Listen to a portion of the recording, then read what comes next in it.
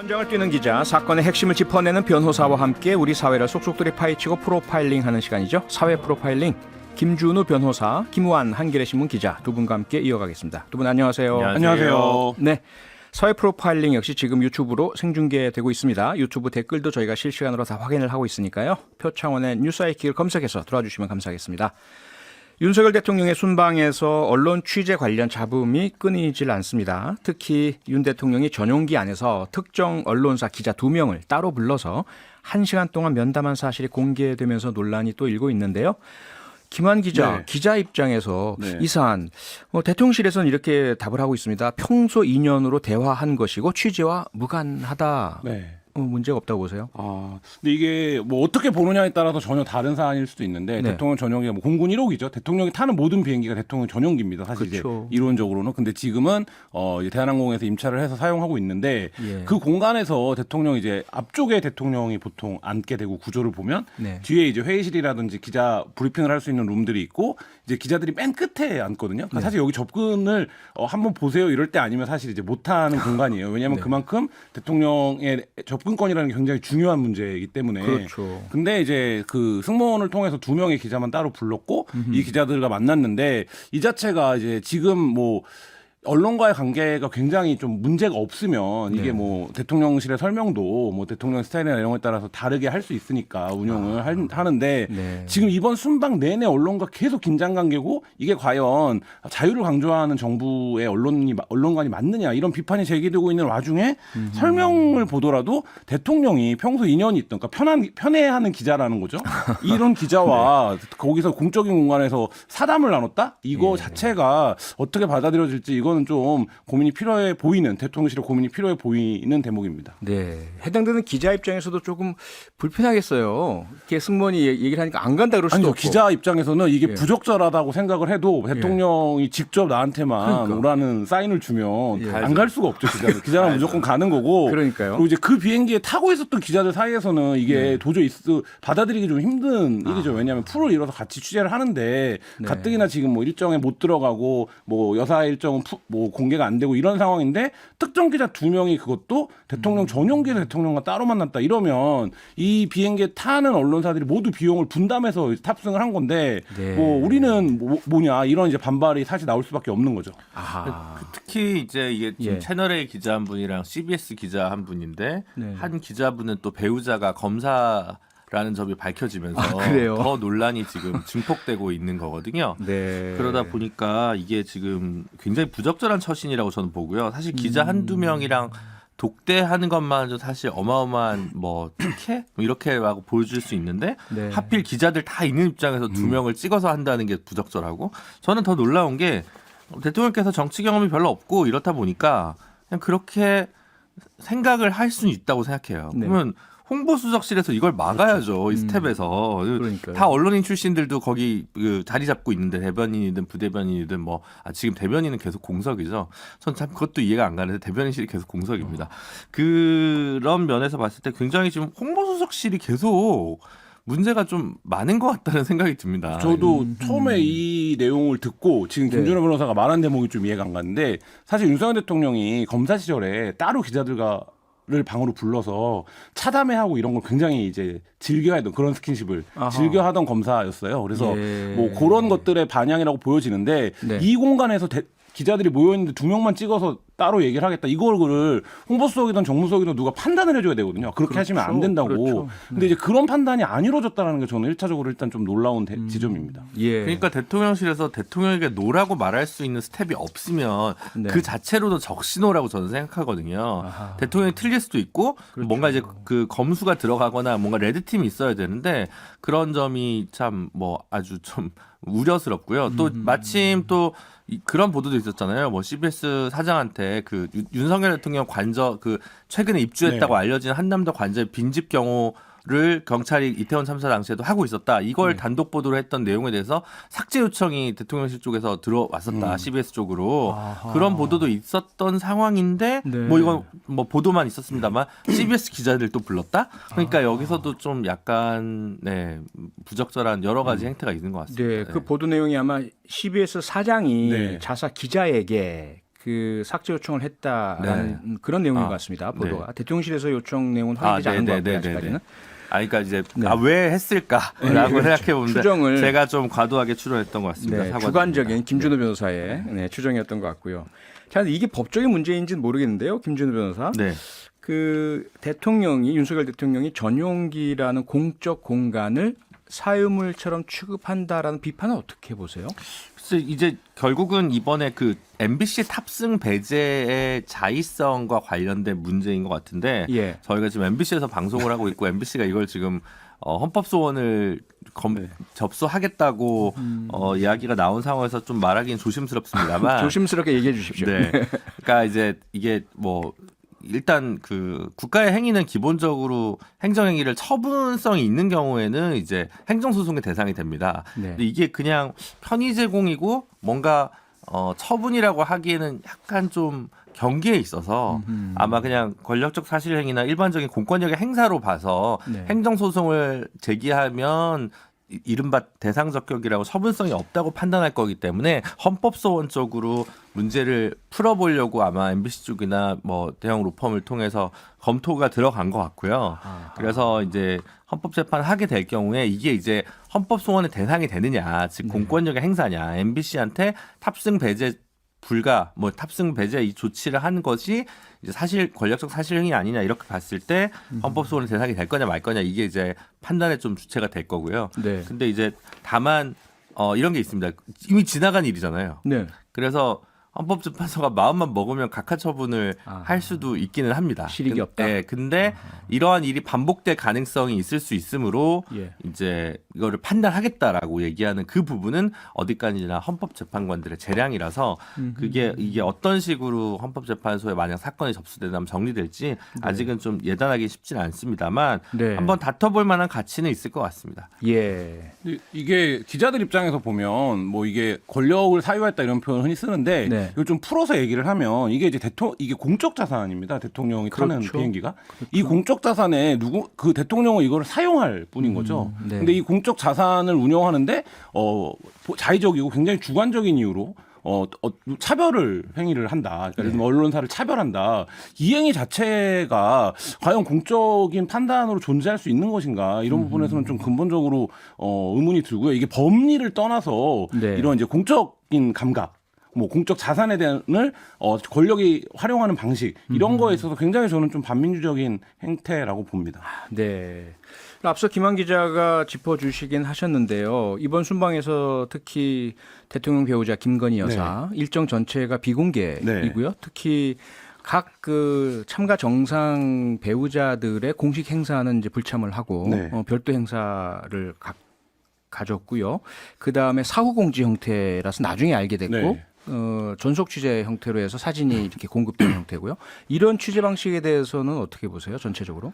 그러니까 이것도 사실 기자 입장에서는 조금 이해하기 힘든 건데요. 일단 여사가 왜 네. 공식 일정을 소화하지 않고 개별 일정을 하는 것인지에 대해서 대통령실이 지금 뚜렷한 설명을 하지 않고 있거든요. 예. 그러니까 이제 어쨌든 뭐 봉사 낮은 자세로 임한다, 봉사한다 이런 좀 추상적인 수준의 설명에 머물고 있는데 네. 사실 이제 그 부분도 이해가 안 되는 상황에서 네. 행보를 한 거를 대통령실에서 제공하는 내용으로만 받아라. 이러면 사실 거기 기자들이 따라갈 이유가 없는 건데 그러니까요. 사실 이제 그 부분도 이해가 안 가고 정무적으로 그러니까 언론 관점을 떠나서 정무적으로 놓고 보면 왜 김건희 여사가 이렇게 순방에서 하는 일들이 화제가 되는 방식 그러니까 어떤 의미로든으로 대통령실이 언론에 제공하는지 저는 이것도 좀 납득하기가 어려운 대목입니다. 네. 김준호 변호사 혹시 그렇죠. 이러면 이렇게까지 따라갈 필요가 없는 거죠. 지금 아마 한미 정상회담, 네. 한일 정상회담에서도 비슷한 문제가 지금 발생하고 있다고. 질의응답도 안 받았죠. 네, 그런 상황이거든요. 그래서 그런 것 같습니다. 지난번 뉴욕 순방 때 워낙 이제 설화에 구설수에 오르다 보니까 핫 마이크 사태. 예, 최대한 모든 리스크를 지우자.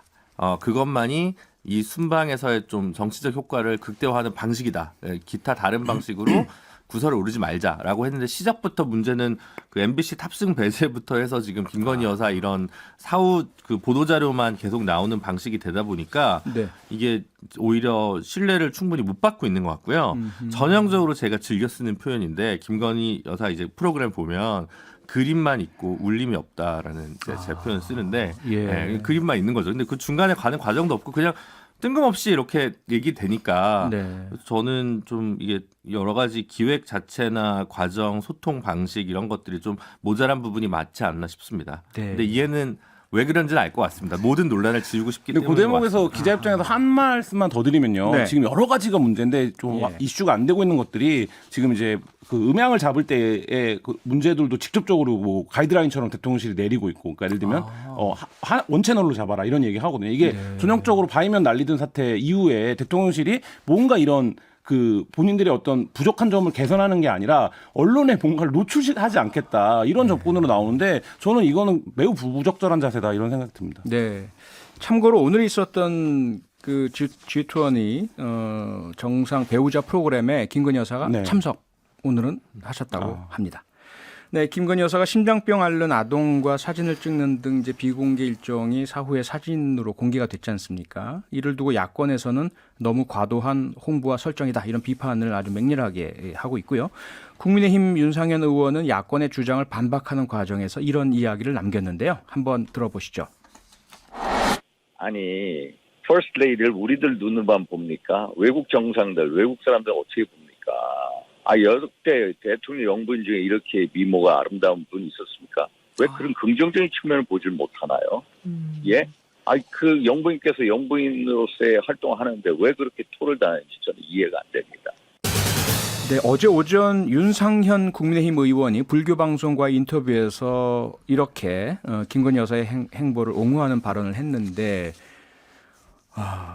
김한 네. 기자 이 어떻게 들으셨어요? 근데 저는 이게 뭐 과도하게 논란이 되고 있다라는 거에는 동의하는데요. 네. 그러니까 뭐 이렇게까지 그러니까 얘기해야 될 건가라는 문제 있는데 네. 일단 윤상현 의원의 인터뷰에서 공식적인 자리에서 외모에 대한 품평을 하지 않는 게 기본적인 사회적인 상식이고요. 그렇죠. 그래서 이제 그 부분에 좀 결여를 지적하고 싶고요. 네. 이런 건 있는 것 같습니다. 그러니까 아까도 말씀드렸지만 여사가 왜 공식 일정에 참여하지 않았지? 근데 왜 여기 가서 이런 사진을 찍은 거지가 언론들 눈높이에서 국민들 눈높이에서 설명이 돼야 돼요. 근데 사실 그 부분이 비어 있는 거예요. 네. 그러니까 한 장의 이미지로 나온 사진에서 어떤 사람들은 이게 과도한 연출이다라는 얘기를 하고 또 어떤 사람들은 왜 굳이 그 나라에 가서 그 나라에서 드러내고 싶어하지 않은 네. 치부 앞에 가서 사진을 굳이 찍는가? 그러면서 나는 왜 선량한 사람인 것처럼 그러니까 보일 수밖에 없는 구도에서 사진을 찍는가 이런 게 논란이 되는 건데 저는 이 부분도 대통령실이 애초에 김건희 여사가 굉장히 낮은 자세로 그 내조를 하겠다라는 얘기를 했었었는데 그거에서 그 기조에서도 벗어나고 너무 이제 두드러져 보이는 이게 이제 지금 역효과를 부르는 상황인 것 같습니다. 김준호 변호사 이 외모 관련 발언은 좀 대단히 위험하게 들립니다. 네. 근데 윤상현 의원이 예. 당대표 욕심이 있는 것 같아요. 그런가요? 지난번에 원내대표 선거를 할 때 주호영 의원이 이제 단독 출마로 마지막에 교통정리가 되다가 이용호 의원이랑 둘이 1대1 대결했습니다만 네. 그 직전까지 윤상현 의원 출마설이 있었거든요. 근데 지금 보시면 그 수도권 중진이냐 아니면 정진석 의원이나 주호영 의원 이 정도에서 아마 당대표가 나올 거거든요. 아니면 내각에 있는 분들이 나오거나. 네. 근데 수도권 중진에서 3선 이상의 중진이라고 할 사람이 안철수 의원이랑 윤상현 의원 정도밖에 없어요. 지난 총선 때 워낙 국민의힘이 많이 적기 때문에 네. 그리고 이제 원외는 나경원 의원 그 정도거든요. 그래서 뭔가 윤심을 얻기 위해서 윤 의원께서 조금 무리한 언행을 하신 게 아닌가 이런 좀 정무적인 해석을 보태봅니다. 알겠습니다. 다음 뉴스로 넘어가 보죠. 김한 기자. 네. 정진상 민주당 대표 정무조정실장 네, 오늘 네. 검찰에 비공개 출석을 했지 않습니까? 네, 네. 받고 있는 혐의 좀 설명을 해주시죠. 네.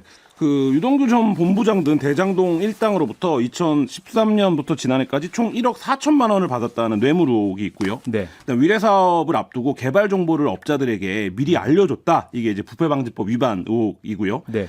김만배 화천대유 대주주 천화동인 지분의 일부인 428억 상당을 김용민주연구원 부원장 유동규 씨와 공동 소유한 게 아니냐 이렇게 검찰은 보고 있습니다. 네. 그리고 또 한 가지 유 전 본부장에게 압수수색 당일 휴대전화를 버리라고 한 증거 인멸을 교사했다. 이런 혐의를 지금 받고 있습니다. 네. 요게 아마 서울 검찰 쪽으로 지금 출두를 해서 아마 지금 얘기한 혐의일 거고요. 예. 성남 FC 건 관련해서 제3자 뇌물죄도 아마 그쪽 성남지청에서 아마 들여다 보고 있을 겁니다. 네. 네. 아무래도 이 수사 부분이니까 김준우 변호사께 이제 법적인 부분 질문을 드려야 될 것 같은데요. 네. 이게 압수수색을 실시했지 않습니까? 네. 정진상 실장 관련해서요. 그런데 영장에서 이렇게 해야 되는 부분으로 이렇게 좀 두드러지는 것이 첫째, 이재명 대표와 정진상 실장의 관계를 정치적 공동체로 규정을 한 부분이요. 네. 두 번째로 이재명 대표를 이 정진상 실장 압수수색 영장에 100회 넘게 언급했다. 이 네. 의미 좀 설명을 좀 해주세요. 네, 아무래도 이 수사의 칼날의 끝에 이재명 대표를 염두에 둔 영장 내용이라고 좀 살펴지고요. 네. 정치적 공동체라는 표현을 쓴 것은 이제 최순실 박근혜 전 대통령 관련했을 때 경제적 공동체라는 표현을 따온 것이라고 좀 보여집니다. 근데 사실 그 예. 경제적 공동체라는 표현이 법원 판결문에 담겨 있지는 않습니다. 검찰에서 그렇게 주장하는 방식이고요. 네. 정확하게 이제 공모관계가 입증이 돼야 되는데 예. 이 공모관계 입증을 하기가 너무 어려우니까 이런 표현들로 이거를 좀 우회하는 방식들을 검찰이 사용하려고 한 게 아닌가 싶습니다. 예를 들면 네. 이제 실제로 지금 현재 정진상 실장 같은 경우 모든 혐의를 전면 부인하고 있다고 언론에 알려진 상태인데요. 네. 그러면 이제 유동규 혹은 뭐 김용, 뭐 남욱, 뭐 이런 여러 사람을 통해서 뇌물을 받았다. 그럼 그 뇌물을 받은 걸 다시 이재명 대표한테 공유했다라고 이제 얘기를 해야 되는데 네. 그것까지 넘어야 될 산과 입증이 안 되니까 그걸 좀 넘어서기 위해서 그냥 정치적 공동체라는 레토릭으로 이제 이거를 좀 뭐랄까 넘어간 것 같고요. 논리적으로 좀 비약이 있었던 것 같고요. 네. 다만 이제 이렇게 된 이상 아마 피의자 신분은 아니더라도 참고인 신분으로라도 이재명 대표를 소환하려고 하는 조치를 하지 않을까. 아하. 다만 이제 본인이 불응할 경우에는 그냥 서면질이나 이런 걸로 대신할 방식을 검토할 가능성이 제일 높겠습니다만 네. 뭐 요즘 검찰의 이 뭐랄까 수사 방식이나 이런 것들이 좀 예측 불가능의 영역으로 가고 있어서 그 부분은 좀 더 지켜보시죠. 저는 그럼, 이 네. 부분에서 예. 아까 이제 혐의를 네 가지를 말씀을 드렸는데 예. 1번, 2번, 4번의 경우에는 정진상 실장의 개인적인 문제라고 볼 수 있어요. 근데 네. 이제 이게 3번이 사실 무시무시한 내용이거든요. 3번이 뭐냐면 일부 언론은 뭐 700억이라고 보도하기도 했는데 세후 428억이라는 그렇죠. 거죠. 그 천화동인 지분의 일부를 그 유동규 씨랑 이제 김용 민주연구원 부원장이랑 공동 소유를 했다라는 거예요. 근데 이 부분을 정치적 공동체다 이재명 의원과 정진상 실장이 이 얘기는 뭐냐면 그러니까 적시하고 있지는 않지만 사실 이 부분의 수사의 최종적인 타깃이 어디에 있는지를 그대로 적나라하게 드러내는 거라고 보여지고요. 네. 근데 사실 이 부분과 관련해서 구체적으로 정치적 공동체라는 레토릭에 아직 뭐 어떤 연결고리가 나온 대목은 없습니다. 다만 검찰이 지금 이재명 대표를 향해 가고 있는 수사가 크게 세 가지인데, 그러니까 뭐 쌍방울 관련된 수사들이 있고, 네. 성남 FC 수사가 있고, 대장동 관련 수사가 있습니다. 예. 이 세 수사에서 등장하는 인물들은 한 서너 명입니다. 고리는 뭐 유동규, 이화영 부지사, 그다음에 그 지금 이제 구속된 김용 연구원장, 정진상 실장 이렇게인데, 그러니까 세 명은 지금 다 어쨌든 신병이 확보가 된 상태고, 네. 마지막 정진상 실장에 대한 수사를 하고 있는데 여기서 정치적 공동체라는 표현을 사용했다라는 건 결국에 이 정진상 실장에 대한 수사가 끝나면 네. 이재명 대표로 넘어가겠다라는 거를 적나라하게 드러내는 내용이라고 봅니다. 그렇다면은 김준우 변호사가 요즘 검찰의 수사 예측 불가라는 말씀을 주셨지만 예측을 좀 해 주셔야 될 것이 뭐냐면 네. 지금까지 김용 상대 수사라든지 네. 지금 정진상 실장 상대 압수수색 영장이라든지 현재 진술 관련된 내용이라든지 그런 것들을 종합 검토하셨을 때 네. 검찰이 정진상 실장에 대해서 구속영장 청구를 할까요? 그리고 청구한다면 발부가 될까요? 어떻게 보세요? 일단 저는 구속영장은 청구를 할 것 같습니다. 요즘은 일단 네. 하고 보는 것 같아요. 이 사안과 관련해서 검찰은. 네. 근데 다만 정진상 실장이 일단 출석도 했고 그다음에 진술을 거부하고 있는 것은 아니고 예. 진술을 하고 있단 말이죠. 예. 그런 면에서 봤을 때는 사실 저는 뭐 도주 우려가 있는 것도 아니고 지금 있는 관계에서 특별히 증거인멸을 이제 와서 할 수 있을까요? 글쎄, 저는 뭐 별로 없다고 보거든요. 그래서 근데 저는 이제 대부분 이제 제가 혐의가 있고 없고를 떠나서 영장을 심사할 때 있어서는 유무죄와 달리 그냥 영장 심사의 원칙과 기준에 따라서 저는 좀 말씀을 드리는 편이라서 네. 자주 틀립니다. 네. 기본적으로 저는 불구속 수사가 원칙이라고 생각하는 입장에서 좀 더 네. 엄격하게 구속영장 심사 기준을 저는 보고 있는 쪽이거든요. 그래서 예. 청취자분들께서는 그 부분을 좀 오해하지 말게 들으시고. 그 말씀은 김준우 변호사가 자주 틀린다는 건 법원이 원칙에 어긋난 영장 심사를 아니요. 하고 저희가 있다. 모르는 예. 기록들이나 상황들이 좀 있을 경우가 공개되지 분명히 않는? 있긴 있습니다. 예, 그래서 아하. 그거는 저희가 이제 보도만 보고 수사 상황을 캐치하기 때문에 네. 꼭 법원이 뭐 문제다라고 얘기 드리는 건 아니고요. 알겠습니다. 네, 그렇습니다. 근데 다만 영장이 안 나온다고 해서 불구속이 된다고 해서 네. 뭐 정진상 실장이 무혐의다 이런 건 아닌데 언론의 프레임은 늘 영장이 나오면 유죄고 영장이 안 나오면 무죄다라는 프레임으로 많이 가다 보니까 네. 이제 그 부분이 참 늘 방송할 때마다 곤혹스러운 것 같습니다. 네, 그러시죠. 네. 자, 그런데요. 이런 상황에서 오늘 민주당이 검찰이 정진상 실장에게 뇌물 혐의를 씌우려고 영장에 허위 주장을 기재했다. 이런 주장을 했습니다. 김준호 변호사 이거 좀 살펴보셨어요? 어떻습니까? 네. 그 보도만 보니까 되게 재밌는데 이제 네. 그 현금을 전달해줬다라고 하는 이제 뇌물죄와 관련된 뇌물 전달 방식이 이제 네. 영장에 기재가 돼 있다는 건데 혐의가 예. 이게 CCTV를 피하기 위해서 계단을 통해서 정진상 실장 집으로 이제 유동규 본부장이 갔다. 그렇게 돈을 전달한 것이다라고 영장에 기재가 돼 있는데 민주당 주장에 의하면 계단 앞이나 이런 데도 다 정진상 실장 집에 CCTV가 설치가 돼 있다. 그래서 이것은 날조된 내용이다라고 얘기를 하는 거고 검찰에서는 우리는 현장 확인을 했다라고 얘기를 하고 있으니까 네. 그 부분은 참 양쪽 다 봤다 봐라 뭐 이렇게 얘기하고 있으니까 좀 네. 난감한 상황이긴 한데 뭐 양쪽 다 일리 있는 얘기니까 아하. 법원에서도 판단하기 굉장히 어려울 것 같습니다. 네, 김환 기자. 그런데요, 검찰의 대장동 관련 수사와 관련해서 숨겨진 핵심 인물에 대한 조사가 진행되고 있지 않다. 이 주장은 뭡니까? 네, 뉴스타파가 보도를 하고 있는데요. 네. 그러니까 이제 조우형이라는 인물이 있습니다. 이 인물이 조우형이요? 예, 부산저축은행 당시에 대출을 받을 때부터 그리고 이 대장동 그 개발 초창기 때도 자금을 끌어온 인물로 알려져 있고 근데 어느 순간에 갑자기 사라졌어요. 이 대장동 개발 사업에서. 왜 그러냐면 구속이 됐습니다. 네. 근데 이제 이 인물이 실제 차명으로 천화동에 들어와 있고 이 지금 이제 여러 버전으로 공개된 녹취록 등에 따르면 이 인물의 이 인물이 어떤 역할을 하는지가 이미 드러난 대목들이 있는데 예. 그 부분에 대해서 검찰이 전혀 지금 수사를 피의자 전환 안 하고 참고인으로만 그냥 두고 있다. 근데 이 부분이 굉장히 선택적으로 지금 이 사건에 대해서 접근하고 수사를 하는 것이 아니냐라는 이제 의혹을 낳는 거고요. 네. 또 한 가지는 이제 많은 분들이 잊었는데 이른바 50억 클럽. 그렇죠. 이라고 있었습니다. 예. 이 50억을 받으신 분들이 있거든요. 이 사업에서. 네. 근데 구체적으로 무슨 연관성이 있어서 50억을 받은 거지? 라는 의문이 드는 인물이 여럿 있었는데 법조계에. 네. 근데 이분들에 대한 수사 지금 어떻게 되고 있느냐? 이 부분도 좀 짚어줘야 되는 대목입니다. 네.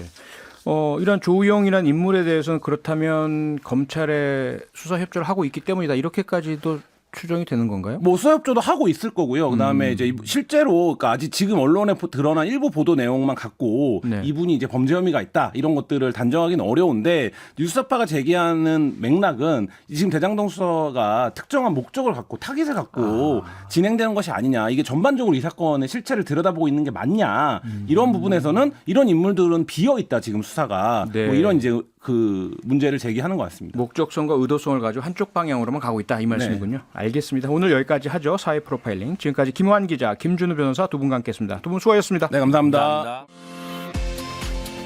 평일 저녁 6시 5분에 여러분을 찾아갑니다. MBC 라디오 표창원의 뉴스 하이킥.